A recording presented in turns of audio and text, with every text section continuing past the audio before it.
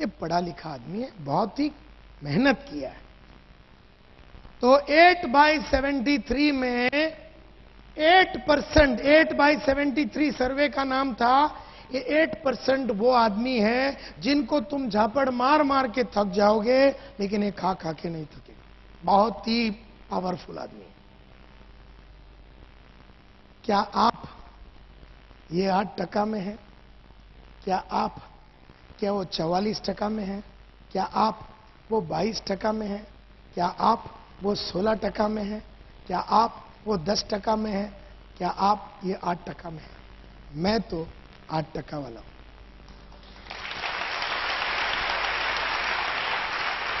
जब मैंने अपनी करियर शुरू की थी, मैं भी 44 वाला था। जब मैंने 1985 में यूरेका फोर्ब्स में जब करियर शुरू की थी, तब मैं भी, जब किसी के घर पे दरा good evening sir, my name is Santosh Nair, वो अगर झापड़ मारता था तो मेरे पास जवाब ही नहीं होता था। कोई फोन पे आदमी को मैं बोलता था मैं आपसे मिलना चाहता हूं, उसने कहा कि मैं नहीं मिलना चाहता हूं, तो मैं आगे बात ही नहीं कर सकता था। लेकिन फिर मैंने फोन के ऊपर बहुत बुक्स पढ़ी, सेल्स के ऊपर मैंने बहुत बुक्स पढ़ी, मार्केटिंग के ऊपर बहुत बुक्स पढ़ी, ऑब्जेक्शन हैंडलिंग के ऊपर मैंने बहुत सारे बुक्स पढ़ी। इतना मैंने, मेरे घर में आओ 425 बुक्स है सेल्स के ऊपर, 425 सेल्स का ऊपर बुक है। मेरे घर में आओ 1290 वीडियो और ऑडियो कैसेट्स है मेरे घर में, बड़े बड़े गुरु लोग के जिन्होंने सेल्स में माहिरी हासिल की। मेरे घर में आइए और मेरे पास पूरा भंडार है सेल्स का। मैं ये हूं और यहां तक आया अपने ऊपर बहुत एफर्ट डाल के, अपने ऊपर बहुत खर्चा करके, अपना रेगुलर सर्विस करके। जैसे हम गाड़ी का सर्विस करते हैं ना, गाड़ी का सर्विस करते हैं, मोटरसाइकिल की सर्विस करते हैं, हर 2000 किलोमीटर में हम सर्विस करते हैं। कार का सर्विस करते हैं 5000 किलोमीटर में। क्यों सर्विस करते हैं? क्यों हम सर्विस करते हैं गाड़ी का? ताकि वो अच्छा चले, एन वक्त पे ब्रेकडाउन नहीं होवे, उसका प्रोडक्टिविटी या उसका एवरेज बढ़े। हम लोग जिस गाड़ी पे चढ़ के चलाते हैं, हम उसका सर्विस करते हैं, लेकिन खुद का नहीं करते जो चढ़ के बैठा है। हम लोग किताबें पढ़ना यानी सर्विस करना, ऑडियो वीडियो सुनना यानी सर्विस करना, ट्रेनिंग प्रोग्राम अटेंड करना या सर्विस करना। अभी आपको कोई पेट्रोल पंप में बेच के, खोल के सर्विस तो नहीं कर सकते ना, मतलब जिधर भी खड्डे हैं आपके, उसमें ग्रीस वगैरह डाल के।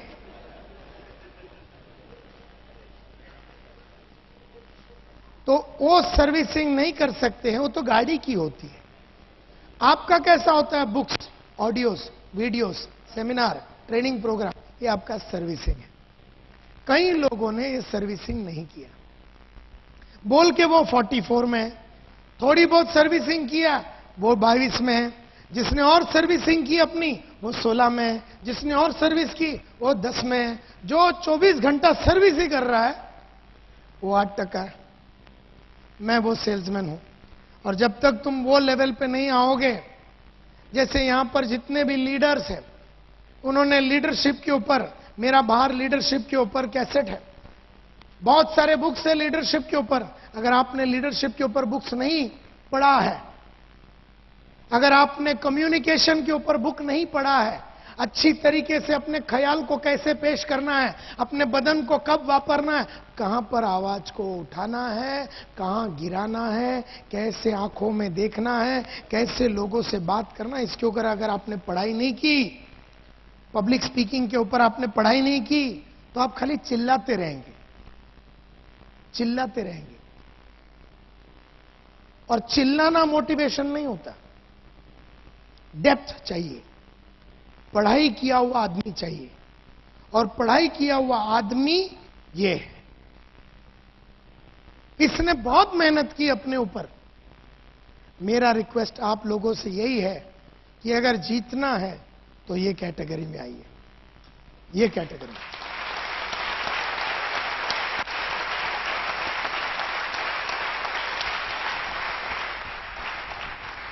इस कैटेगरी में तो जीत कभी होती ही नहीं। इस कैटेगरी में कभी कभी होती है, इस कैटेगरी में थोड़ी और ज्यादा टाइम जीत होती है, इस कैटेगरी में थोड़ा और इस कैटेगरी में रोज जीतना होता है, रोज जीतना।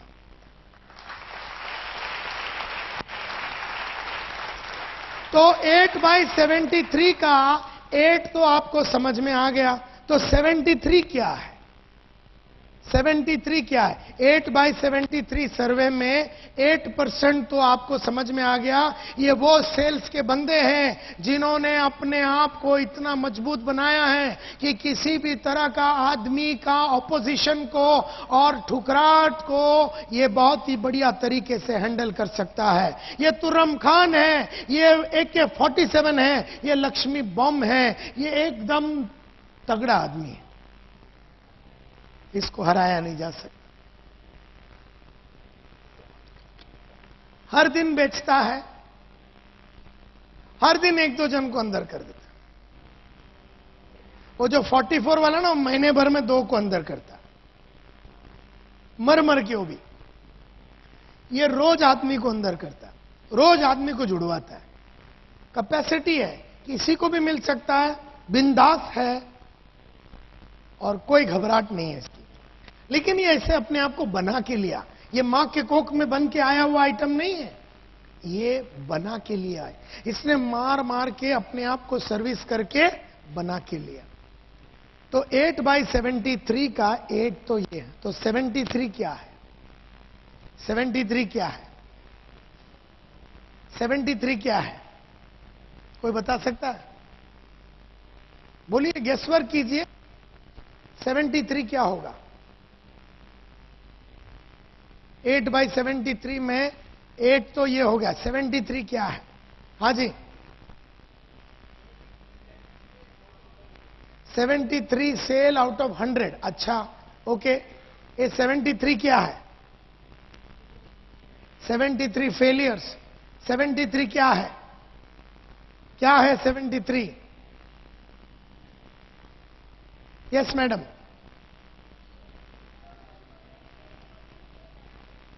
73%।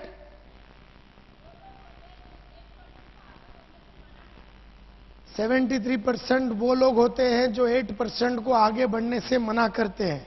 अच्छा, very close, very close, very close. Yes sir, 73% followers होते हैं ऑफ 8%। 73% साहब बोल रहे हैं वो 8% के फॉलोअर्स है। यस सर, एक सेकंड, एक मिनट। हाँ जी,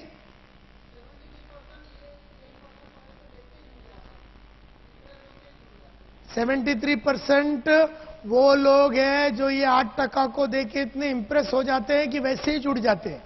अच्छा अच्छा, ओके। यहां पर किसी ने कुछ कहा? यस सर,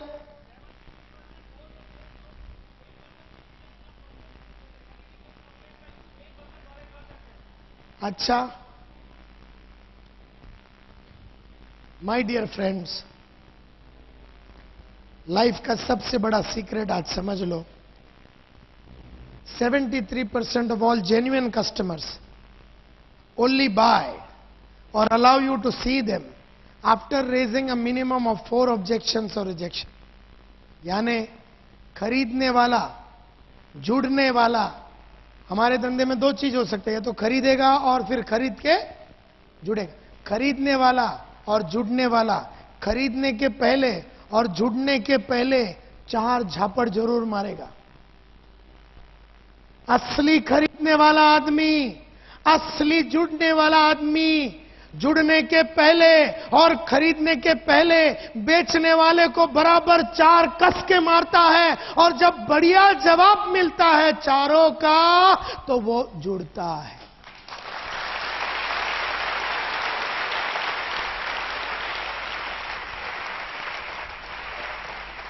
आपने भी अपने जीवन में कभी कोई एक भी वस्तु खरीदी नहीं बिना ऑब्जेक्शन के और बिना रिजेक्शन के। अरे मैडम, आपने कभी कोई एक सलवार कमीज अहमदाबाद के गलियों में बिना सेल्समैन को ऑब्जेक्शन या रिजेक्शन दिए बिना नहीं खरीदा। एक साड़ी नहीं खरीदा आपने 2000 रुपया का, क्या आप ऐसे गए दुकान के अंदर, बोले वो साड़ी निकालना, पैक करो, किया आपने? मैं बताता हूं साड़ी आपने कैसा खरीदा। यहां बैठे हुए जितने लेडीज हैं, मेन है, आपको खाली एक एग्जांपल दे रहा हूं। आप गए पानेरी के अंदर, दुकान का नाम है, हाँ दिखाओ, ये दिखाओ, नहीं वो वाला, ये दिखाओ, ये देखो, पूरा शोकेस उतरवा दिया, नंबर 1। फिर नहीं ये बहुत पतला है, नहीं ये बहुत जाड़ा है, इसका तो रंग जाएगा, इसका तो भाव ज्यादा है, ऐसा वैसा। 2000 रुपया का सलवार कमीज या 1-1.5 रुपए का सलवार कमीज लेने के पहले वो सेल्समैन को आपने इतना घुमाया, ये नहीं वो नहीं, और फिर क्या बोलते, सब उतारने के बाद ये 4 निकाल के रखो, मैं आती हूं।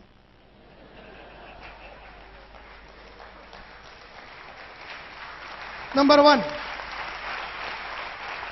अरे 2000 तो बहुत ज्यादा बोल दिया।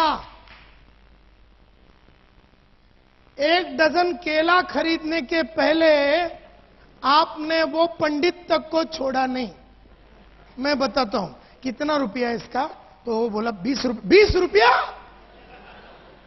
हमारा जो सीजी रोड के वो जो साइड में मार्केट है, उसमें यही केला 17 रुपए का मिलता है।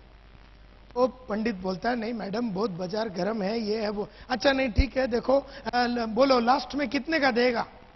वो बोला नहीं मैडम बहुत बाजार टाइट है, 20 में ही दूंगा। देखो हम तो रेगुलर है, रेगुलर कस्टमर है, मैं रोज आती हूं लेने को। पंडित देखता है, साला बोले इसको तो पहली बार देख रहा हूं। अच्छा कितने में देगा लास्ट? वो बोलता नहीं 20 रुपए में दूंगा। फिर आप बोलते हैं पक्का? वो बोलता पक्का। फिर आप चलने को चालू करते। जब आप चलते हैं, ये वो स्पीड नहीं है जो आपका नॉर्मल है, अभी स्लो हो गया। क्यों स्लो हो गया? क्योंकि अभी उम्मीद में है कि पंडित बुलाएगा।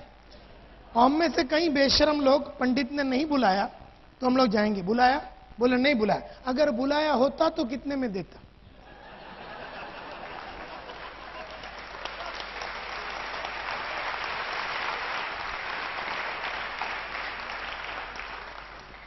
मतलब आपने बाइक लेने के पहले, कार लेने के पहले, फ्रिज लेने के पहले, कोई भी चीज लेने के पहले आपने उस सेल्समैन को मिनिमम 3-4 झापड़ जरूर मारा है। उन सभी सेल्समैनों का आपके ऊपर शाप है, जिनको आपने पिछले 30 साल से, 40 साल से बहुत तकलीफ दिया। नेकलेस लेने को गया, कुछ भी लेने को गया, आपने कभी भी आपने ऑब्जेक्शन या रिजेक्शन दिए बिना कभी कोई चीज खरीदा नहीं। तो आपको क्या लगता है कि नेटवर्क मार्केटिंग में या नेटवर्क का कोई प्रोडक्ट खरीदने के पहले आपको ऑब्जेक्शन बिल्कुल नहीं मिलेगा? है? आपको मिलेगा, मिलेगा, मिलेगा। कितना मिलेगा? मिनिमम 4। और अगर बराबर हैंडल किया तो वो आदमी जुट जाएगा या प्रोडक्ट ले लेगा। खरीदने वाला ही ऑब्जेक्शन देता है, ना खरीदने वाला घंटों तक आपके साथ बैठेगा और आपको बोलेगा अच्छा इसमें ये भी मिलता है, ओह बढ़िया, अच्छा इसमें ऐसा भी होता है, सिल्वर ये वो गोल्ड, ओह बढ़िया, और क्या क्या होता है, और इसमें ना ऐसा ट्रिप होता है, जो जीता वही सिकंदर, ये वो, अच्छा ये भी है, थाईलैंड भी जाने को मिलेगा, ये भी मिलेगा, अच्छा बहुत बढ़िया बढ़िया। और अपन उसको एक एक समझाते रहेंगे ये सोच के कि अभी लेगा, अभी लेगा, अभी लेगा। लास्ट में बोलता है सब बढ़िया है, बढ़िया है, एकदम बढ़िया। तो मतलब जुड़ना ही पड़ेगा अपने को, तो 100%।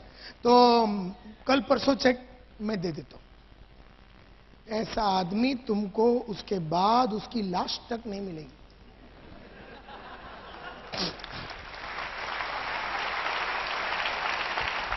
जो तुम्हारा हर बात को मान लिया, हर चीज को मान लिया, हर जुड़ने को एकदम तैयार हो गया, खरीदने को एकदम तैयार हो गया, या तो उसका चेक बाउंस होएगा।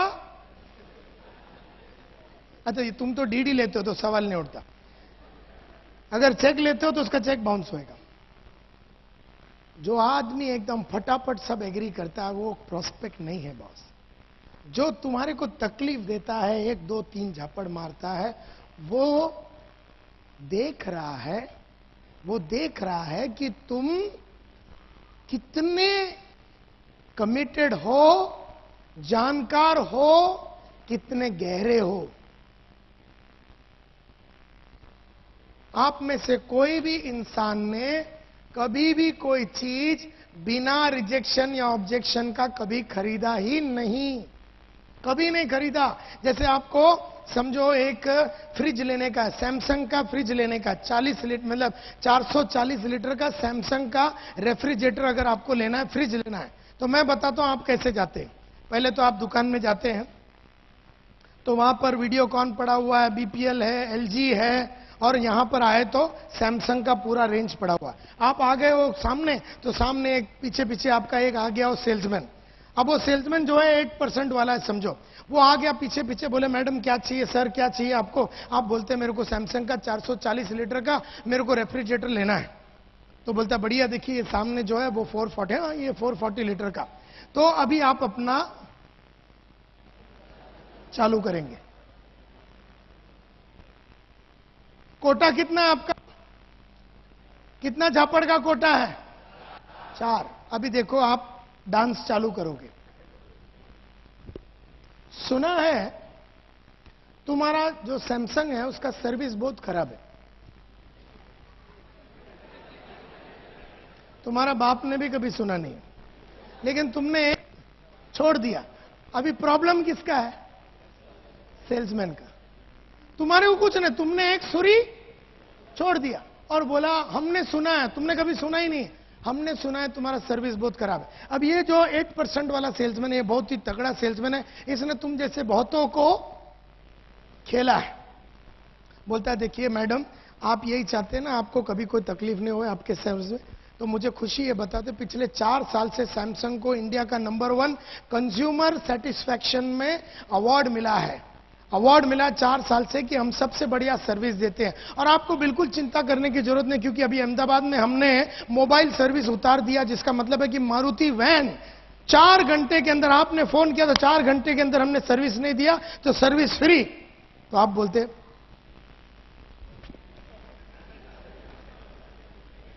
क्योंकि अभी आपका कोटा कितना खत्म हो गया? 1, लेकिन आप छोड़ेंगे नहीं। आपके पास कितना बाकी है? 3। अभी सेकंड डांस। सुना है इसका कंप्रेसर बहुत जल्दी उड़ता है। अभी आपको यह भी नहीं मालूम कंप्रेसर अंदर है कि बाहर है।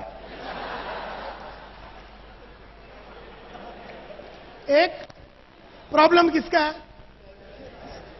तो सेल्समैन बोलता है देखिए मैडम, आप यही चाहते हैं कि आपका कंप्रेसर में कोई प्रॉब्लम, तो मुझे खुशी है बताते हुए कि हमारा जो कंप्रेसर है वो किर्लोस्कर कोपलैंड बनाता है। कोपलैंड यानी कि यूनाइटेड स्टेट्स और वर्ल्ड का सबसे बड़ा लीडर है, जिसका कंप्रेसर बनता है 6 सिग्मा क्वालिटी, जो वर्ल्ड का सबसे बड़ा क्वालिटी टेक्निक है, उसको यूज करते हो। तो देयरफॉर आपको कभी कोई टेंशन लेने की जरूरत नहीं। और उसमें भी एक और बढ़िया बात मैं आपसे बताना चाहता हूं, क्योंकि इस पीस के साथ हम आपको देने वाले 5 साल का वारंटी। आप बोलते हैं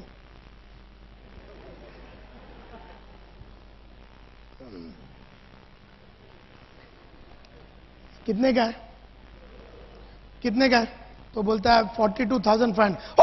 42,500? ये सेम पीस गांधी इलेक्ट्रॉनिक्स में 40,500 का मिलता है। तो सेल्समैन बोलता है मैडम ये M97 है, वो M87 है, इसमें कैस्टर है, इसमें ये है, इसमें नीचे जमीन पे आप आराम से उसको धक्का मार के लेके जा सकते हैं। आप बोलते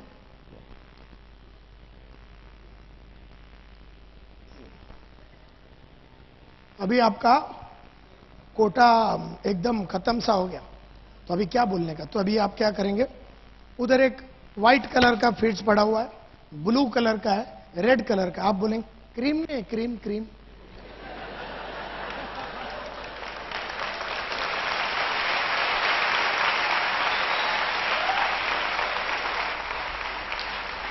देख रहा है कि क्रीम नहीं है।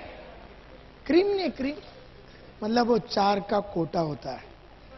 एंड देयरफॉर एक बात समझने की कोशिश करो, कोई भी आदमी लैपटॉप खरीदने के पहले, 10,000 का सूट लेने के पहले इंश्योरेंस लेने के पहले, केला लेने के पहले, नेकलेस लेने के पहले, गाड़ी लेने के पहले, घोड़ा लेने के पहले 4 झापड़ जरूर मारेगा। एंड देयरफॉर आज के बाद जैसे ही कोई आदमी झापड़ मारता है ना पहला वाला, एकदम एक्साइट हो जाने का। क्यों? उसका कोटा खत्म हो रहा है।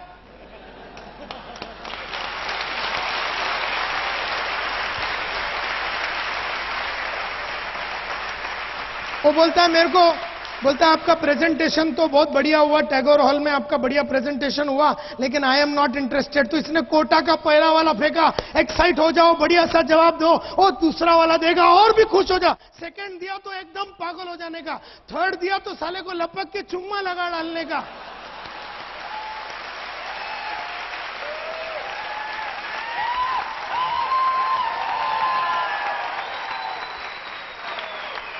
क्योंकि अभी उसका कोटे में सिर्फ एक ही बाकी है, चुम्मा जैसी लगाया ना, बोलता किधर साइन करूं बता दो, साला लपड़ा ही नहीं। सो कहने का मतलब ये है माय डियर फ्रेंड्स, बन जाओ वो 8% वाला, और बन जाओ वो आदमी develop the habit of getting rejected. ये बढ़िया आदत है, एकदम फैंटास्टिक आदत है। जिसने ये आदत डाल दी, रिजेक्ट होने की आदत डाल दी, वो आदमी को कभी लाइफ में कोई प्रॉब्लम नहीं होता। So this is a beautiful habit, एकदम बढ़िया हैबिट है ये। Develop the habit of getting rejected. हम में से कईयों को रिजेक्शन अच्छा नहीं लगता, मेरे को तो रिजेक्शन बहुत अच्छा लगता है, क्योंकि जैसा पहला रिजेक्शन, सेकंड, थर्ड, मेरे को मालूम है चौथे में वो आएगा। तो मेरे को तो रिजेक्शन देने वाले तो मेरे को तो उससे बहुत प्यार है।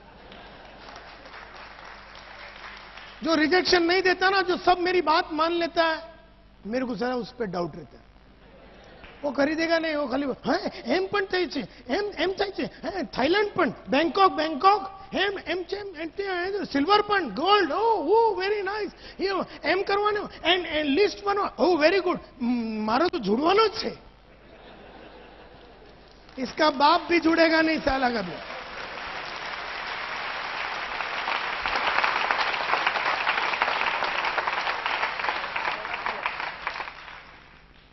सो कितने आदत हो गए?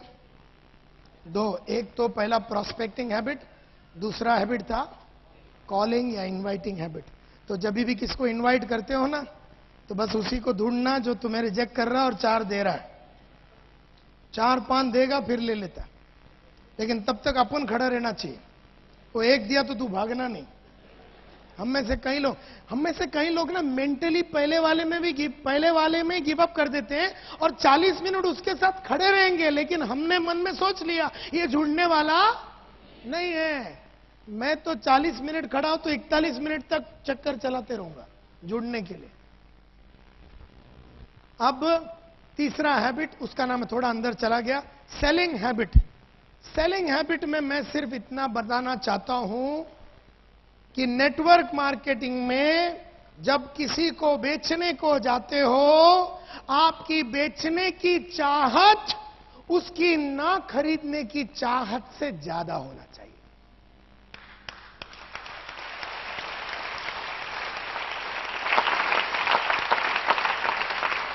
आपकी बेचने की चाहत उसकी ना खरीदने की चाहत से ज्यादा होना चाहिए।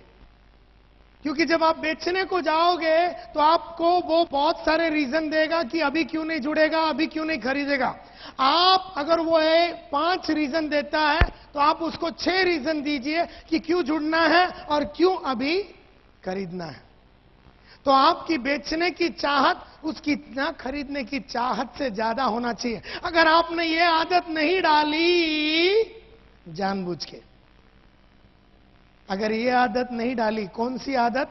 आपकी बेचने की चाहत उसकी ना खरीदने की चाहत से ज्यादा वाली आदत अगर आपने जानबूझ के नहीं डाली, तो अनजाने में कौन सी आदत डाल दोगे? अनजाने में आपको उसकी ना खरीदने की चाहत आपकी बेचने की चाहत से कम हो जाएगी। ये अगर आप डाल दोगे तो प्रॉब्लम हो जाएगा। और जो जीता वही सिकंदर। आप बेचने को जाओगे, क्यों लेना चाहिए, तो वो भी तो बेच रहा है कि मैं क्यों नहीं लूंगा। जब मैं आपको बेचने को आ रहा हूं कोई चीज, तो आप मेरे को, मैं आपको बोल रहा हूं आप इसलिए खरीदो, आप मेरे को बोलेंगे मैं इसलिए खरीदूंगा नहीं, मैं बोलूंगा इसलिए खरीदो, आप बोलेगा इसलिए नहीं खरीदूंगी, मैं बोलता हूं इसके लिए खरीदो, आप बोलेंगे इसलिए नहीं खरीदेंगे, मैं बोलता हूं इसके लिए आप जुड़ो, आप बोलते मैं इसके लिए नहीं जुड़ूंगा। मतलब मेरा आपको समझाने का चाहत आपका ना समझने का चाहत से ज्यादा होना चाहिए। अगर ये आदत नहीं डालोगे, अनजाने में हम घर से ही तैयार होके जाएंगे, कुछ होने वाला तो नहीं है, फिर भी जाके देखते हैं, तो आप तो घर से ही हार के जा रहे हैं। आपको उस आदमी के घर तक जाने की जरूरत ही नहीं है, आप तो ऑलरेडी हार गए और वो तुमको वहां पर 3-4 बातें बोल के और हरा देगा। एंड देयरफॉर सेलिंग हैबिट में हमेशा मैं ये बोलता हूं, unless you have deliberately form the habit of calling on prospect determined to make him, आप उसको समझाओ कि क्यों जुड़ना है, आप उसको बताओ क्या फायदा है। वो आपको बोलेगा फायदा नहीं है। आप उसको बताओ 10 बातें, वो आपको बताएगा 11 बातें, आप उसको बताओ 12वां बातें, वो आपको बताएगा 13वां बातें, आप उसको बताओ 14वां बातें। मतलब आपकी बेचने की चाहत उसकी ना खरीदने की चाहत से ज्यादा होना चाहिए। And that is a habit. अगर ये आदत, ये भी आदत है, ये सब आदत है, ये आदत नहीं डालोगे तो फंस जाओगे। नहीं तो वो आपको समझा देगा कि वो क्यों नहीं खरीदेगा, और आप समझ जाएंगे। और आप समझ गए कि क्यों वो नहीं लेना चाहता, तो कौन हारा, हम हारे, ये समझ लेना।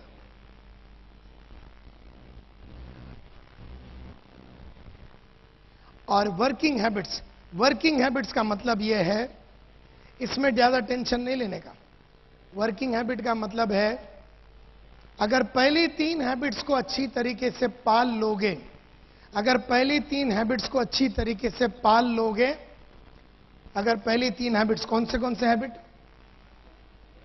Prospecting habit, calling habit, selling habit, इसको बराबर पाल लोगे ना, तो ये चौथे वाले का टेंशन लेने का जरूरत ही नहीं है। क्योंकि ये क्या है, ये वाला, ये बस this is nothing but study, preparation, planning.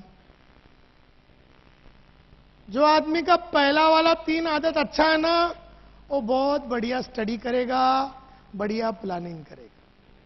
जो पहली 3 आदत में अच्छा नहीं है ना, वो ना प्लानिंग करेगा, ना लिस्ट बनाएगा, ना अपना टाइम को ऑर्गेनाइज करेगा, ना अपने एफर्ट को ऑर्गेनाइज करेगा, ना अपना रिकॉर्ड को ऑर्गेनाइज करेगा, ना अपना खुद का एनालिसिस करेगा।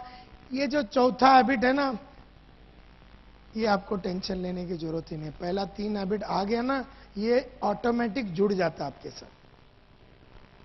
जब आपका प्रोस्पेक्टिंग हैबिट्स एकदम मजबूत है, जब आपका कॉलिंग हैबिट्स एकदम मजबूत है, प्रोस्पेक्टिंग की वजह से आपका लिस्ट बढ़िया है, कॉलिंग की वजह से रोज आप आदमी को लेके आ रहे हैं, सेलिंग की वजह से रोज आप आदमी को जुड़ा रहे हैं, और रोज जुड़ा रहे, रोज बेच रहे, मस्ती में धंधा हो रहा है, तो क्या आप प्लानिंग करोगे या नहीं? क्या आप अपना टाइम को बराबर वापरोगे कि नहीं? क्या आप पढ़ाई लिखाई करोगे कि नहीं? ये वो चौथा आदत है। तो जिसका पहला 3 आदत अच्छा है ना, वो ये चौथा हैबिट जो ऑटोमेटिकली जुड़ जाता है उसके साथ। तो इसका चिंता नहीं करो। तुम ध्यान लगाओ पहला 3 हैबिट को डेवलप करने का। तुम ध्यान लगाओ पहला 3 हैबिट को डेवलप करने का, और वो पहला 3 हैबिट अगर तुमने डेवलप कर लिया, तो तुमको कोई टेंशन की जरूरत ही नहीं है। अब मैं कुछ सब हैबिट्स की बात करता हूं। जैसे वन ऑफ द रीजंस, जो सक्सेसफुल लोग जो सक्सेसफुल होते हैं, वो इसलिए होते हैं कि वो लोग बहुत जल्दी उठते हैं। अभी यह दिख नहीं रहा आपको, getting up at early in the morning. मैं रोज 5:30 बजे उठता हूं। पिछले 24 साल से मैं रोज 5:30 बजे उठता हूं। तो आप नौकरी भी करते हैं तो भी टेंशन नहीं, सुबह जल्दी से उठने की आदत डालो। दूसरा, मैं रोज जॉगिंग और वॉकिंग करता हूं। क्यों? क्योंकि एनर्जी का गेम है ये, एनर्जी का गेम है। बहुत सारे लोग 10 मिनट बात करते तो थक जाते हैं, कई लोग 12 बजे के पहले दिन में थक जाते हैं, शाम तक उनका चलता ही नहीं है। तो फिजिकली एक सेल्स का बंदा है तो फिजिकली आपको बहुत ही एनर्जेटिक रहना पड़ेगा। अगर आप फिजिकली एनर्जेटिक नहीं है, और वो आती है जॉगिंग से, वॉकिंग से, हेल्थ के ऊपर ध्यान लगाने से, ये सब हैबिट्स है। ये अच्छी आदत डालो, अच्छी चीजें खाने पीने की अच्छी चीजें डालो, वजन कम रखो, भागदौड़ करने की आपकी क्षमता बनी रहती है। दूसरा, रोज टेलीफोन करो लोगों को और कॉल करो, रोज टेलीफोन करो और कॉल करो, ये एक आदत है। ये अगर आदत डाल देंगे, 4 जन को तो मिनिमम मिलना चाहिए। अगर आप फुल टाइमर है तो मिनिमम 4 आदमी को मिलना चाहिए, और अगर आप पार्ट टाइमर है तो 1 to 1 कम से कम 2 आदमी को। बाकी ग्रुप में, सेमिनार में तो आपका संडे जो भी चलता है वो तो चलता ही रहना चाहिए, लेकिन रोज मिलने की, किसी न किसी को मिलने की एक धार बना रहता है। दूसरा, जितना हो सके एक टेरिटरी में काम करो, एक ही एरिया में काम करने का चक्कर चलाओ। मतलब जितने भी आपके बिल्डिंग में आपने किसी को जुड़ाया तो नेबर के पास जाइए, नेक्स्ट वाले के पास जाइए, नेक्स्ट वाले के पास जाइए, एक ही एरिया में ज्यादा से ज्यादा आदमी को जुड़ने का चक्कर चलाया जा सकता है। तीसरा, एक कॉन्सेप्ट है जिसका नाम है 3 doors। एक सेल्स के बंदे के लाइफ में 3 दरवाजे होते हैं। मेरे बॉस अनिल कुमार गुप्ता बोलते हैं कि कोई भी सेल्स के आदमी के पास 3 दरवाजे होते हैं। हम लोग सब सेल्स के बंदे हैं, हम लोग नेटवर्क मार्केटिंग के बंदे हैं, यानी कि हम लोग बेचने के बिजनेस में हैं। तो हमारे लाइफ में 3 दरवाजे होते हैं। सबसे पहला दरवाजा आपका घर का दरवाजा, जितना जल्दी हो सके निकल जाओ। सेकंड दरवाजा आपका ऑफिस, या बोलते हैं ना ऑफिस हुआ, या फिर अपलाइन के साथ ज्यादा टाइम बैठने का नहीं, टाइम वेस्ट नहीं करने का, ऑफिस को जितना हो सके अवॉइड करो। तीसरा दरवाजा आपका कस्टमर का दरवाजा, उधर टेंट लगा के सो जाओ, उधर टेंट लगा के सो जाओ।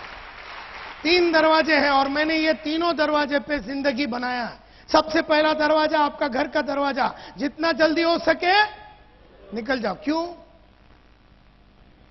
सब खर्चे वाले आइटम है उधर। वो बीवी बोलती है मेरे को ये लेके दे, बच्चा बोलते है सब खर्चे वाला आइटम है, और वहां पैसा नहीं है। Second, the door of your office, जितना हो सके। मैं ऑफिस में नहीं जाता था क्योंकि वहां पर ज्यादातर ये जो ज्यादा ऑफिस में बैठ के टाइम वेस्ट करते सब दुखी लोग रहते। और तीसरा दरवाजा कस्टमर का दरवाजा, वहां पर आपको बिजनेस मिलेगा। जिधर कस्टमर है उधर सेल्समैन होना चाहिए। ये आपकी एक आदत होनी चाहिए, और ये बहुत ही इंपॉर्टेंट आदत है। एक आदमी को तो मिनिमम अंदर करने का चक्कर चलाना चाहिए, 1% एटलीस्ट को क्लोज करना चाहिए, क्योंकि आपके सेमिनार तो रेगुलरली होते हैं। हर दिन एक आदमी को अंदर करने का चक्कर चलाना चाहिए। और दुनिया में एक चीज याद रखना, रोज एकदम बढ़िया कपड़ा पहनने का, लेडीज ऐसा ड्रेसअप करने का जैसे कि तुम्हारा शादी है, आदमी लोग ऐसा ड्रेसअप करने का आज जैसा तुम्हारा शादी है। शादी में जाते टाइम एकदम फटा पुराना पहन के जाने का, जब आप शादी में जाएंगे ना एकदम सिंपल पहन के जाने का, सब तुमको ही देखेंगे। नहीं तो क्या है, तुमने भी नेकलेस पहना है, 1000 लेडी है तो हजारों ने नेकलेस पहना, कोई देखता ही नहीं किसी को। क्या है कि शादी में एकदम फटा पुराना डाल के जाने का, और जो नॉर्मल डे है ना एकदम सच जट के जाने का, सब देखते हैं।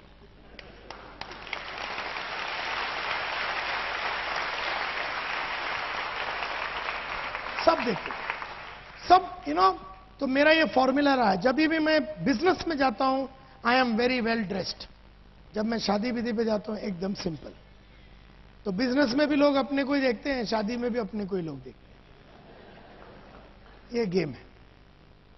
दूसरा, जितना हो सके फैमिली को इन्वॉल्व करो।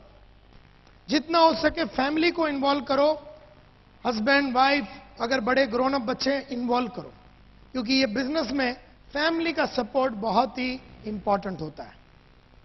मैं तो एक और चीज बोलूंगा आपको कि डेलीगेट कर दो ऐसे हर वो चीज जिसमें पैसा नहीं मिलता ना, तो सब डेलीगेट कर दो,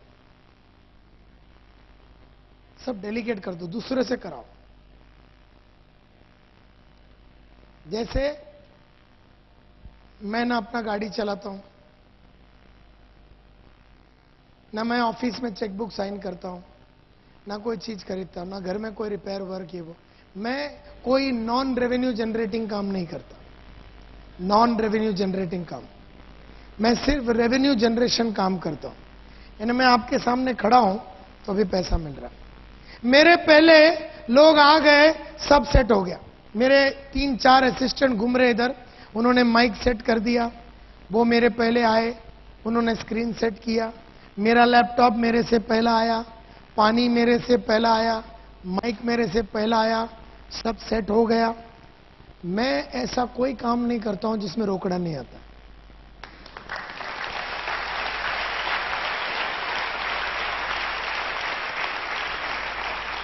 नहीं तो नायर साहब पहले आ रहे हैं, ये तो वही बात हो गई, आशा भोसले आज शाम को यहां गाने वाली है, तो सुबह बेचारी आ गई है हॉल में, पहले तो हॉल साफ कर रही है, बाद में बाथरूम साफ कर रही है, बाद में वो सब इक्विपमेंट वगैरह लगा रही है, माइक टेस्टिंग वगैरह सब खुद कर रही है, उसके बाद बाहर खड़े रह के खुद ही टिकट बेच रही।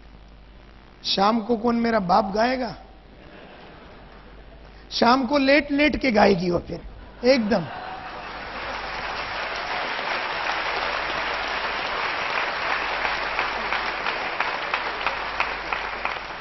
आशा भोसले को पैसा मिलता है गाना गाने के लिए, नायर साहब को पैसा मिलता है गाना गाने के लिए, तुमको पैसा मिलता है गाना गाने के लिए।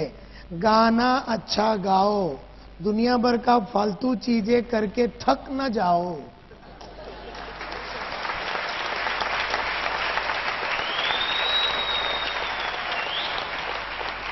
हम में से कई लोग शाम को 6 बजे एक्चुअली बहुत थक जाते, क्योंकि सुबह क्या बैंक में गया, दोपहर को हज का बिल भरा, 3 बजे क्रेडिट कार्ड के पीछे पड़े थे, 4 बजे गाड़ी सर्विस को गए थे, 5 बजे प्रेजेंटेशन है। मैकेनिक के मफत देंगे अपन, समझा कि नहीं? और तुम साला गुजराती लोग को कीड़े ज्यादा ही होते।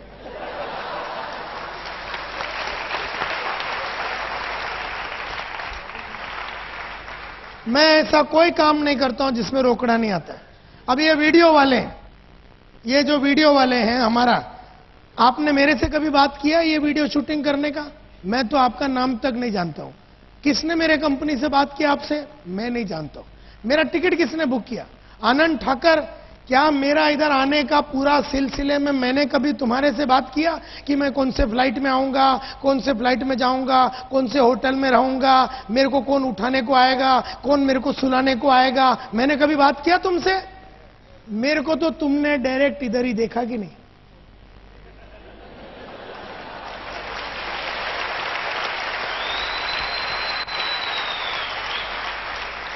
मेरा पेमेंट, मैंने आपसे पेमेंट का बात किया, ये डेट के बारे में मैंने आपसे बात किया?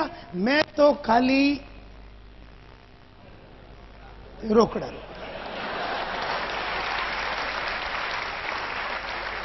बाकी सबके लिए मैंने आइटम रखे हैं, सबके लिए। अरे यहां तक के अभी आपने अगर मेरे को विजिटिंग कार्ड दिया, जैसा अभी आपने मेरे को यहां पर विजिटिंग कार्ड दिया, नीरव भाई ने मेरे को विजिटिंग कार्ड दिया, समझो, तो मैंने ये विजिटिंग कार्ड जो है ना, ये मोबाइल में मैं एंट्री नहीं मारता, मैं खाली विजिटिंग कार्ड। प्रवीण, मालूम है तेरे को ये टेक्निक? हाँ, लैपटॉप में अगर एम लिखा तो और एफ लिखा तो फाइल करने। मेरा पर्सनल असिस्टेंट है किरण, मेरा पर्सनल असिस्टेंट है किरण बंबई में। अब मैं कार्ड पे, ये नीरव का कार्ड में लिखूंगा एम, एम लिखूंगा और मेरा पर्सनल असिस्टेंट को दूंगा, किरण बालू नायक। अब ये पूरा डिटेल वो मोबाइल में एंटर करेगा। नीरव, वो मोबाइल लेगा मेरा, उसमें लिखा नीरव NIRAVPATEL, ये नंबर, इसमें रोकड़ा नहीं आता बॉस।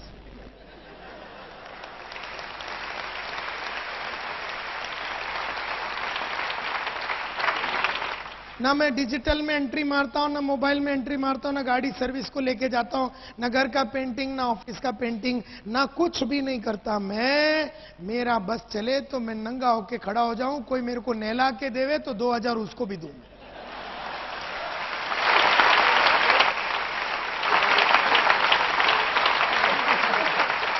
तो मैं खड़ा हो जाऊंगा, बोलेगा चल नहला, तो अपन सोच रहे हैं अभी ठाकर को पकड़ने का है कि अरविंद भाई को पकड़ने का, कहां से माल आएगा, रोकड़ा किधर से आएगा, बोलता सर हो गया, अच्छा ठीक है। मैं सिर्फ रोकड़े वाला काम करता हूं। मेरे को कभी भी तुम ऐसा कोई काम करते हुए नहीं देखेगा जिसमें पैसे नहीं आ रहे। लेकिन उसके लिए, सबके लिए मैंने 4000 वाला, 3000 वाला, 5000 वाली, 8000 वाला, 2000 वाला, सबको मैंने सेट करके रखा और मैं सबको पालता हूं, क्योंकि मैं खाली माल कमाता हूं। हम में से कई लोग सब काम खुद ही करते हैं। हम अगर धंधे वाले हैं तो हम खाली रेवेन्यू जनरेशन एक्टिविटी करना चाहिए, बाकी सब डेलीगेट कर देना चाहिए। बेचने का जिधर है ना, बेचने का, खड़े रह के जरा फंडे पिंडे मारने का, उधर बराबर डांस करने का और पूरा दिन उसकी तैयारी करने का, कैसे बात करूंगा, किसको पटाऊंगा, किसको लूंगा, क्या डायलॉग मारूंगा। पढ़ाई लिखाई करो, बेचो, पढ़ाई लिखाई करो, बेचो, बीच का सब काम आइटम लोग से कराओ। मार्केट में होलसेल में मिलते हैं।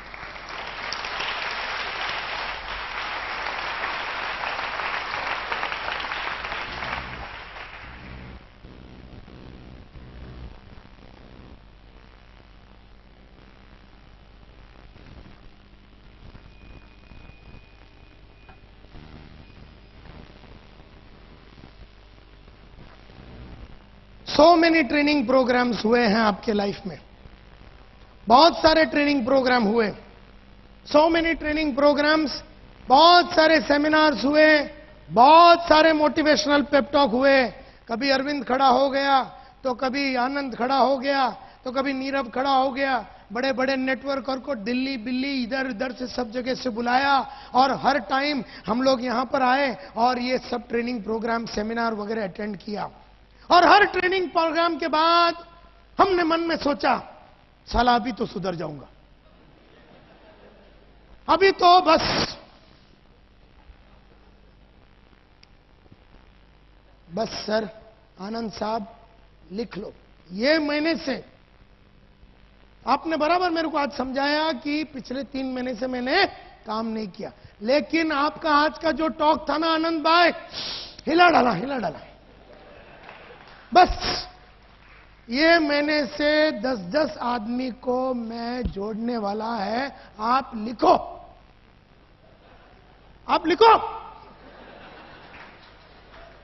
अभी मेरे को आज समझ में आ गया, अभी मैं जिंदगी में पीछे हटने वाला नहीं। 24 घंटे के बाद उसका लास्ट तक अपने को जरने। हर ट्रेनिंग प्रोग्राम में हर आदमी बोलता है कि मैं कुछ करूंगा, मैं कुछ ये करूंगा, मैं ऐसा कर दूंगा, एंड मैं जला दूंगा, हिला दूंगा, ये कर दूंगा, वो कर दूंगा। हर ट्रेनिंग प्रोग्राम के बाद लोग वादे करते हैं। हर प्रोग्राम के बाद अच्छा वादे करते हैं और उनके मन में चाहत भी है इंप्रूव होने का। हर आदमी को चाहत भी है इंप्रूव होने का और वादे भी करते हैं। एंड बहुत सारे रेजोल्यूशंस भी लेते हैं, बस कल से मैं रेगुलरली काम करूंगा। अभी तो आपने मेरे को समझाया ना, तो मैं अभी 6 बजे मैं वो अकाउंटेंट का काम करता हूं, वहां से मैं रोज 9 बजे तक 3 घंटा मैं रोज शाम को काम करूंगा। और बहुत रेजोल्यूशन, बहुत हम प्रण भी लेते हैं कि ये करूंगा, वो करूंगा, लेकिन सो लिटिल अचीवमेंट। वादे करने के बावजूद भी अपने अचीवमेंट्स बहुत कम है। वो क्यों? वो इसलिए क्योंकि वादे करना एक बात है, निभाना अगली बात है। क्या हो गया कि बहुत सारे लोग वादे करते हैं, निभाते नहीं हैं, वादे करते हैं, निभाते नहीं हैं, वादे करते हैं, निभाते नहीं, तो वादे करके ना निभाने की आदत पड़ जाती है। बहुत कम लोग हैं जो वादे करके निभा पाते। देयरफॉर वादे मत करो, और अगर करते हो निभाओ। सो मेनी, हर प्रोग्राम के बाद हर आदमी बोलता है सर मैं सुधरूंगा, मैं इंप्रूव होऊंगा, मैं ऐसा करूंगा, मैं ऐसा करूंगा, मैं जला दूंगा, मैं हिला दूंगा, मैं ऐसा कर दूंगा, मैं बस समझ गया सर, अब तो बस अभी आपको कभी बोलने की जरूरत ही नहीं पड़ेगी सर। 2 दिन में फिर लाइन पे आ जाता है। क्योंकि क्या है, अगर आपने आज वादा किया ना कि मैं फील्ड पे जाऊंगा, तो आज सुबह या आज शाम को आपको जाना है, फिर कल सुबह उठ के फिर वादा आने का, और कल फिर जाना है, और परसों फिर उठना है और वादा करना है और फिर जाना है, और तरसों फिर उठना है और वादा करना है और फिर जाना है, और उसका अगला दिन फिर वादा करना है और फिर एक्चुअली जाना है। देयरफॉर अगर आपने वादे करके अगर गए ने ना बीच में, तो आप सीधा 0 पे आ जाते। And therefore it is said कि बिकॉज एनी रेजोल्यूशन और डिसीजन यू मेक टुडे, आज कोई भी रेजोल्यूशन लोगे, कोई भी डिसीजन लोगे टुडे, कल यही रेजोल्यूशन कि मैं बुक पढ़ूंगा। बुक पढ़ना सिर्फ आज के लिए नहीं है, बुक पढ़ना यानी कि जिंदगी भर पढ़ने की बात करो। मेहनत करूंगा तो खाली आज के लिए नहीं, जिंदगी भर का वादा करना है। ऑडियो वीडियो सुनूंगा नायर साहब, खाली ये महीने में नहीं, मई में, जून में भी सुनना पड़ेगा, जुलाई में भी सुनना पड़ेगा, 2007 में भी सुनना पड़ेगा, 2008 में भी सुनना पड़ेगा, 2009 पे भी सुनना पड़ेगा, 2010 के लिए भी सुनना। मैंने पढ़ने की आदत, रोज 1 घंटा पढ़ने की आदत 1985 में डाली, आज 2007 हो गया, 22.5 साल से रोज पढ़ता हूं। तो खाली वादे 85 में किया था पढ़ने का और 86 में तोड़ दिया, ऐसा नहीं होता। कोई भी चीज अगर आपको करना है तो जीवन भर करना है। कॉल भी आपको रोज करना है। कई लोग क्या हो जाते हैं, थोड़ा गोल्ड हो गया, थोड़ा सिल्वर हो गया, गोल्ड हो गया, थोड़ा डाई वो मतलब क्या बोलते हैं पर्ल हो गया, तो फिर बोले अपड़ो तो थई गयो, फिर ये पैर ऊपर करके बैठा है, बोले लाइन काम करेगा नीचे। वो आदमी का धार चला जाता है, वो आदमी का धार चला जाता है। जिस चीज ने तुम्हें सक्सेसफुल बनाया है उस चीज को तुम्हें रेगुलरली करते ही रहना है। जिस चीज ने तुम्हें सक्सेसफुल बनाया है उस चीज को तुम्हें रेगुलरली ही करना है। तो ये कहा जाता है कि resolution can only be made and kept in the first place if you link it to your purpose. वही आदमी वादे करके निभा सकता है जिसका पर्पस क्लियर है। वादे करके ना निभाने वाले का पर्पस देखो है ही नहीं।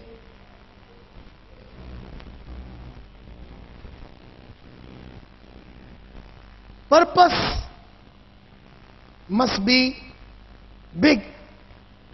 पर्पस बड़ा होना चाहिए, पर्पस छोटा नहीं होना चाहिए। पर्पस सेंटिमेंटल होना चाहिए, पर्पस इमोशनल होना चाहिए, यानी कि दिल की बात होनी चाहिए।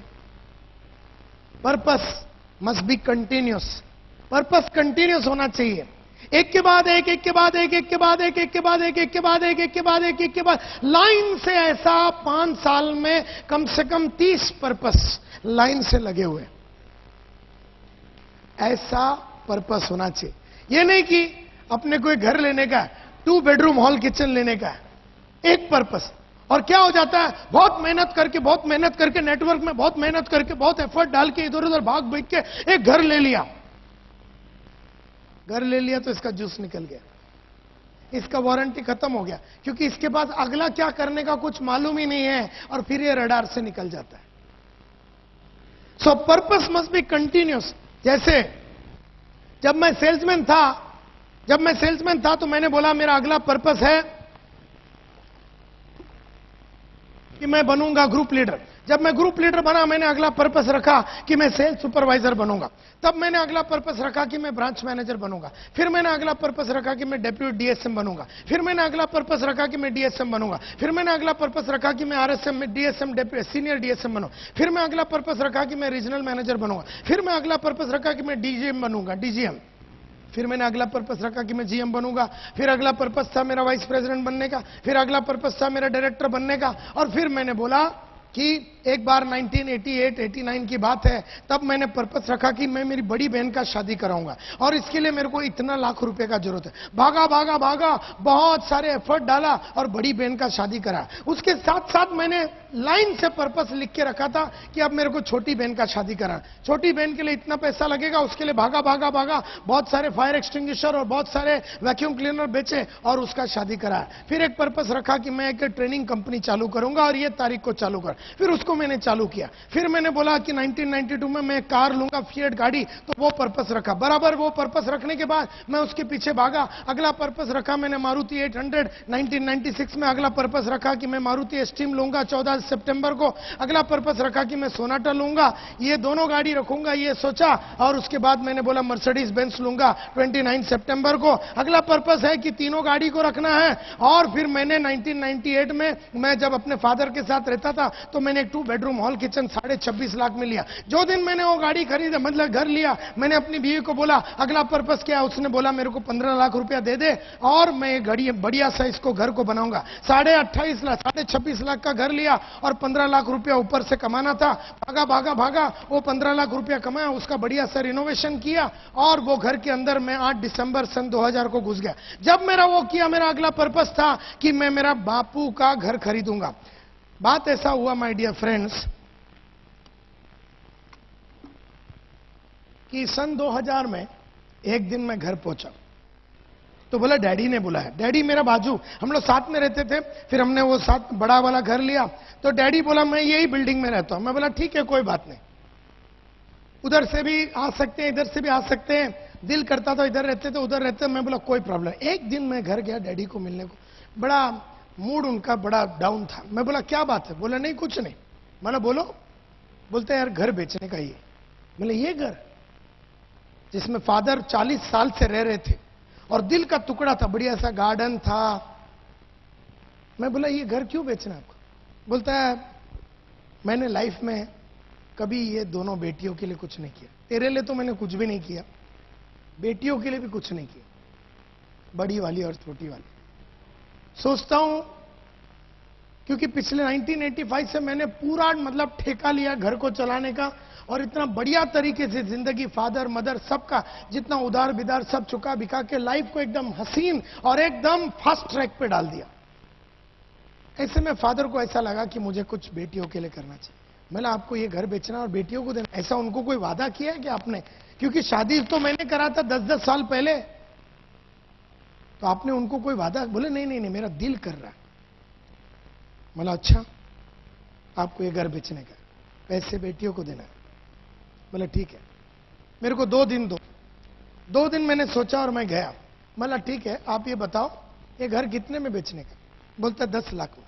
बोला ठीक है, ऐसा करते हैं, ये घर मैं ही खरीद लेता हूं, ये घर मैं ही खरीद लेता हूं, मैं आपको 10 लाख देता हूं, आप दोनों बेटी को 5-5 लाख रुपया दे दो। बोलता बढ़िया आइडिया। फिर अगर तू भी मतलब ऐसा करता तो फिर अपन बोलते हैं कि, बोलते 10 लाख में नहीं, फिर 7.5 में बेचूंगा और 3 टुकड़े में बांचूंगा, 2.5 तेरा, 2.5 उसका, 2.5 इसका। मेरा ही बाप, मेरा ही पैसा, मेरे को ही देने का बात कर।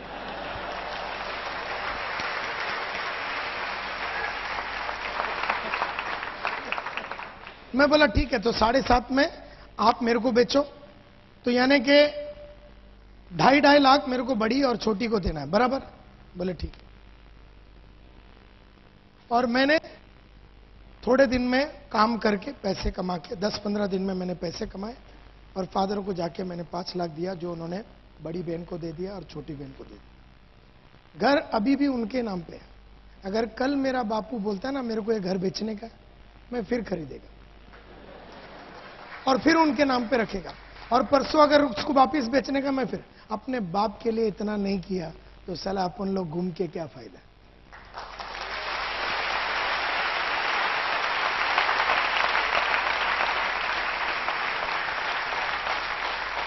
अब इसमें कोई लॉजिक है क्या?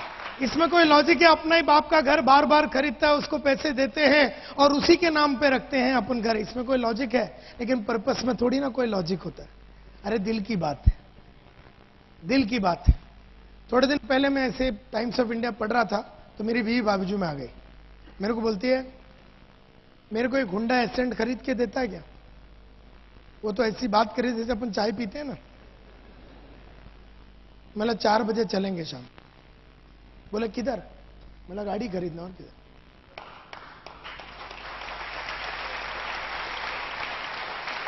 अरे अगर उसको दिल किया 10 बजे तो शाम को 4 बजे डिलीवरी होना चाहिए, नहीं तो अपन साला मर्द बन के काय को घूम रहा है। यानी अपने बीवी और बच्चों का सपनों को पूरा करने का ताकत रखना चाहिए।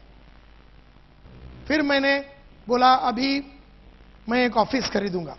ताबड़तोड़ मैंने एक ऑफिस खरीदा, 26.5 लाख रुपए का। फिर मैंने बोला इसके ऊपर मैं 10 लाख रुपया खर्चा करूंगा और ये तारीख को मैं इनॉग्रेट करूंगा।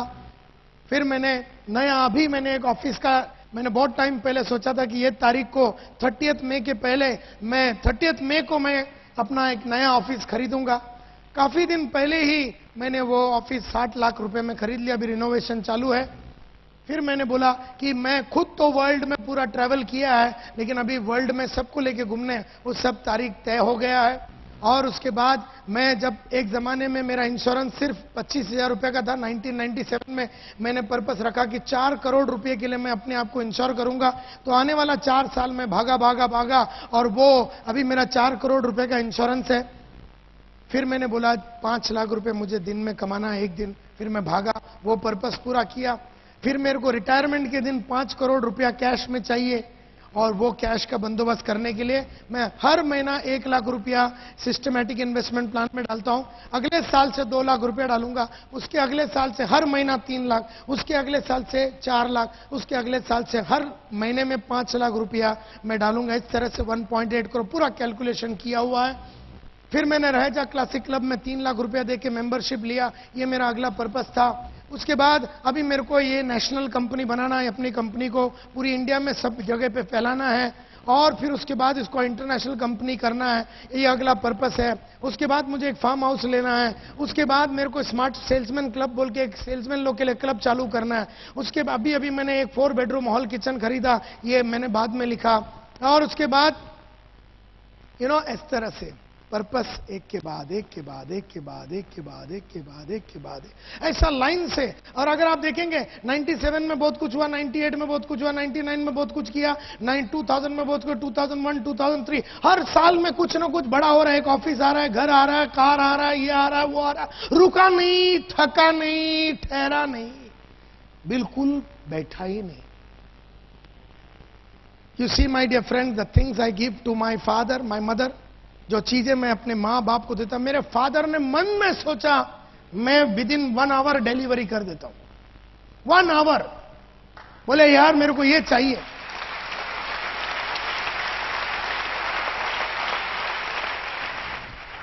The things I give my wife and my children.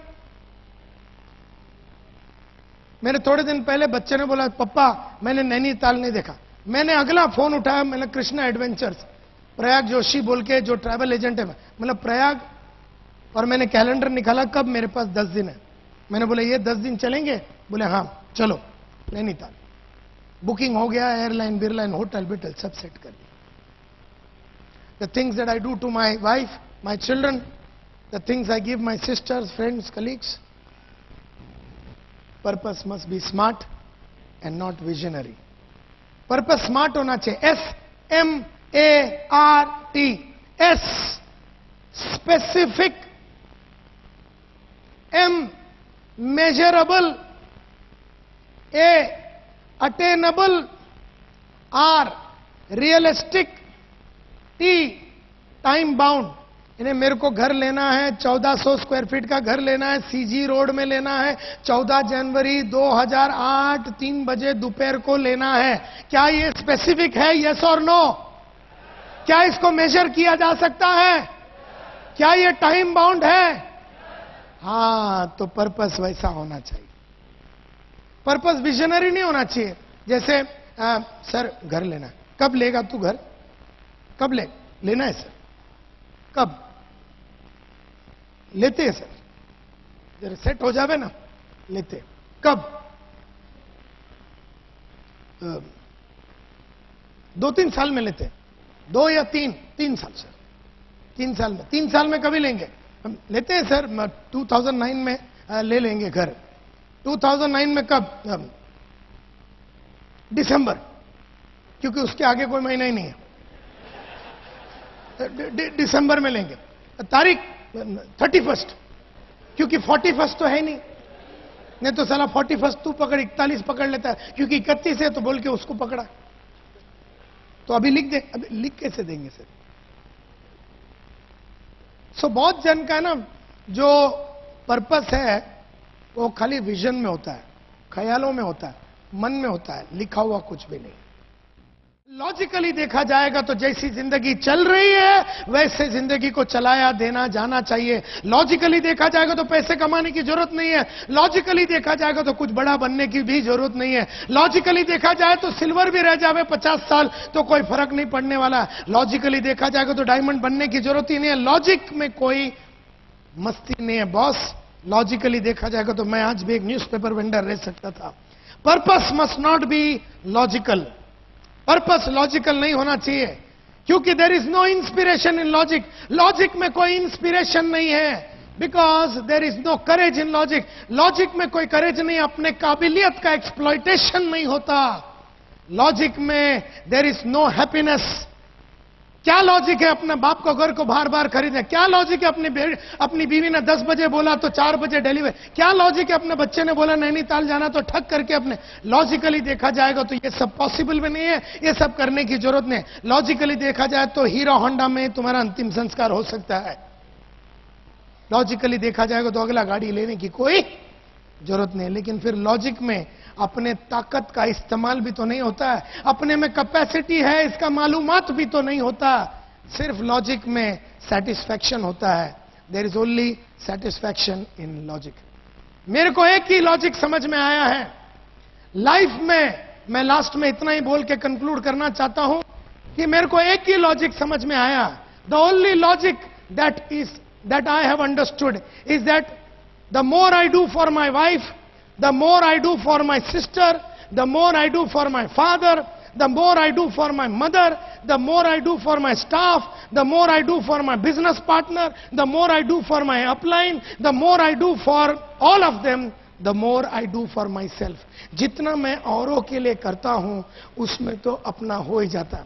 अपनी बीवी का गाड़ी खरीद के देने के चक्कर में मेरा मर्सिडीज तो आ ही जाता है। अपने बाप का सुकून देने के चक्कर में मेरा ऑफिस तो आ जाता है। अपने डाउनलाइन और अपने बिजनेस पार्टनर्स, अपने साथ जो जुड़े हुए बिजनेस पार्टनर्स के लाइफ को बनाने में अपना लाइफ तो ऑटोमेटिकली बन जाता है। अपने अपलाइन के लाइफ को बनाने के चक्कर में अपना लाइफ तो बन जाता है। अपना बाप का और बीवी का और बच्चों का, स्टाफ का और अपने साथ जुड़े हुए स्टाफ का और लोगों के साथ उनका लाइफ को बढ़िया बनाने के चक्कर में अपना लाइफ तो बढ़िया बन ही जाता है।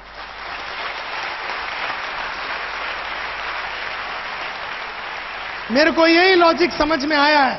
The more I do for my upline, जितना मैं अपना अपलाइन के लिए करूंगा, जितना मैं अपना बिजनेस पार्टनर्स के लिए करूंगा, उतना मैं अपने लिए कर रहा हूं। देयरफॉर मैं कभी घबराता नहीं हूं ज्यादा काम करके ऊपर वाले को माला माल बनाने के, क्योंकि ऊपर को माला माल बनाने के चक्कर में मैं ऑटोमेटिकली माला माल बन ही जाऊंगा। तो ये जो मेरा विश्वास है कि मैं जितना दूसरों के लिए करूंगा उतना मैं अपने लिए ही कर रहा हूं। जितना अपना माँ बाप के लिए करूंगा उतना मैं अपने लिए ही कर रहा हूं। ऑटोमेटिकली देखा जाएगा तो मेरी जिंदगी बनता ही जाएगा। एंड देयरफॉर एक ही चीज मैं बोलना चाहता हूं अंत में, unconditionally surrender your self to your purpose. अपना पर्पस में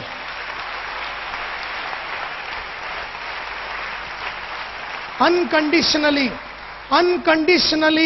अपने पर्पस को सरेंडर कर दो।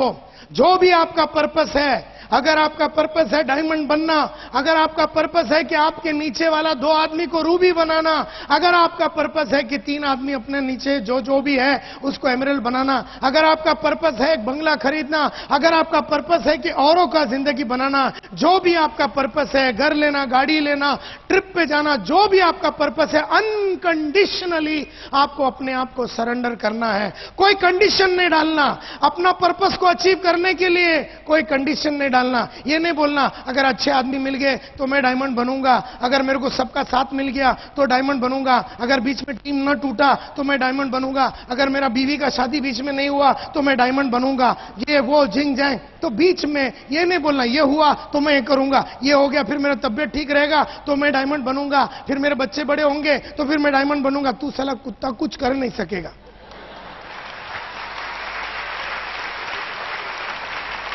क्योंकि करने के पहले ही तूने इतना कंडीशन डाल दिया कि ये होगा तो मैं करूंगा, ये हुआ तो मैं करूंगा, ये नहीं हुआ तो नहीं करूंगा, ये हुआ तो ये। तूने इतना कंडीशन डाला, तेरे को कुछ करने की जरूरत ही नहीं, क्योंकि कुछ होने वाला है ही नहीं, होने वाला ही नहीं है। ये तो वही बात हो कि महात्मा गांधी फ्रीडम फाइट के टाइम पे कंडीशन डालता है। जरा ध्यान से सुनो, गांधी जी का पर्पस क्या था? गांधी जी का पर्पस क्या था? एक ही लक्ष्य था, एक ही पर्पस था। क्या? फ्रीडम, आजादी।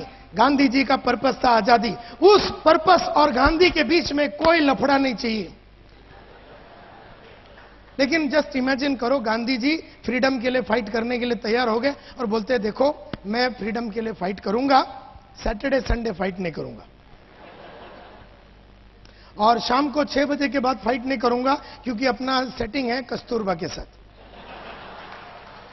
और तुम बोलते हो इधर से डांडी चल के जाओ, मेरे से चल के जाने को नहीं होगा, तुम गाड़ी का बंदोबस्त करो। और तुम बोलते धोती बीती में जाओ, मेरे को 3 पीस सूट लेके जाओ। और मैं बोलता हूं मेरे को अगर इन्होंने डंडे बिंडे से मारा ना तो मैं बिल्कुल फाइट नहीं करूंगा। और मेरे को साल का 21 दिन प्रिविलेज लीव चाहिए, 14 सिक लीव चाहिए, 7 कैजुअल लीव चाहिए। तुमको क्या लगता अपने को फ्रीडम मिलता? क्योंकि गांधी ने अगर इतना कंडीशन डाला कि शाम को कस्तूरबा को मिलना है, 6 बजे के बाद नहीं करूंगा, संडे फाइट नहीं करूंगा, सैटरडे फाइट नहीं करूंगा, काय का फ्रीडम मिलता था अपने को? तो फ्रीडम के लिए कंप्लीट सरेंडर लगता है। मैं ये नहीं बोलता हूं कि तुम इस देश का फ्रीडम के पीछे फाइट करो, कम से कम साला खुद का फ्रीडम के लिए तो फाइट कर।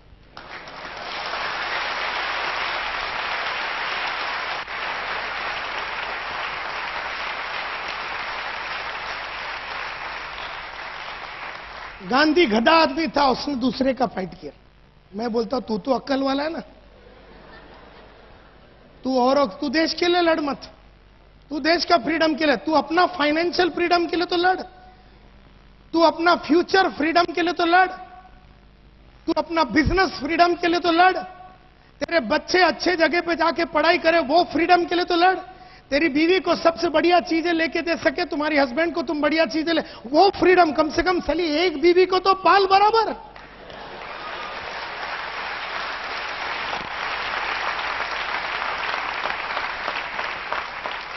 अरे एक को तो पेरिस दिखा, अरे एक को तो सिंगापुर दिखा, अरे एक को तो एक गाड़ी लेके दे।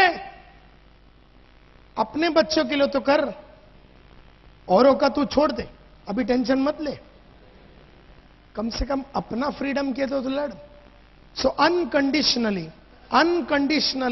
Surrender your self to your purpose. Unconditional, कोई कंडीशन मत डालो। धूप रहेगा तो मैं काम नहीं करूंगा, ठंडी रहेगा तो ये होएगा, बाढ़ आया तो नहीं करूंगा, ये ट्रेन चालू नहीं है तो मैं करूंगा नहीं, बस चालू नहीं है तो मैं करूंगा नहीं, विरार से बंबई में वो अभी ब्लॉक चालू है रेलवे तो मैं लेट आऊंगा। Don't put any conditions, don't put any conditions. कोई भी जो टारगेट है, कोई भी जो लक्ष्य है, कोई भी जो आपका पर्पस है, उसके और आपके बीच में किसी तरह का कंडीशन नहीं चलेगा। जब आपने कंडीशन के बिना अपने आप को सरेंडर कर दिया जैसे गांधी जी ने किया, तो आपका जीवन का फ्रीडम आपको नजर आने को चालू हो जाएगा। और ये सब चीज करने के लिए एक स्पिरिट ऑफ ए फाइटर लगता है। आपके अंदर वो फाइटर है। आप यहां पर बैठे हुए 1200 लोगों के अंदर वो फाइटर का स्पिरिट है। हर इंसान को भगवान ने बनाया था लड़ने के लिए और जीतने के लिए। आदमी ने अपने आप को निकम्मा बना दिया कंडीशन डाल डाल के। अपने अंदर वो स्पिरिट है। यहां बैठा हुआ हर आदमी डायमंड बन सकता है। यहां बैठा हुआ हर इंसान महीने का 2 से 3 लाख रुपया कमा सकता है। यहां बैठा हुआ हर इंसान की बीवी को सब कुछ अचीवमेंट हो सकता है। यहां बैठा हुआ हर इंसान का बच्चे सबसे बढ़िया कॉलेज और स्कूल में जा सकता है। यहां बैठा हुआ हर इंसान हर वो सपना, हर वो चाहत को पूरा कर सकता है जो उसके दिमाग में और दिल में आवे। यहां बैठा हुआ हर इंसान के अंदर एक फाइटर का स्पिरिट है। जावेद अख्तर का रोटोमैक पेन का एड मेरे को याद आता है। जब उसने, वो पेन का नाम था फाइटर, जब जावेद अख्तर ने यह कहा था कि फाइटर हमेशा जीतता है। जिंदगी है तो ख्वाब है तो मंजिलें हैं, मंजिलें हैं तो फासले हैं, फासले हैं तो रास्ते हैं, रास्ते हैं तो मुश्किलें हैं, मुश्किलें हैं तो हौसला है, हौसला है तो विश्वास है कि फाइटर हमेशा जीतता है, हमेशा जीतता है।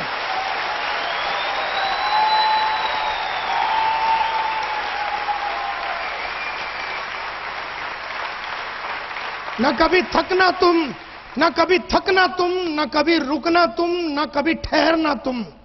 कभी नहीं थकना, कभी नहीं रुकना, ना फिजिकली, ना इमोशनली, ना साइकोलॉजिकली, ना स्पिरिचुअली, ना इमोशनली, कभी थकना नहीं।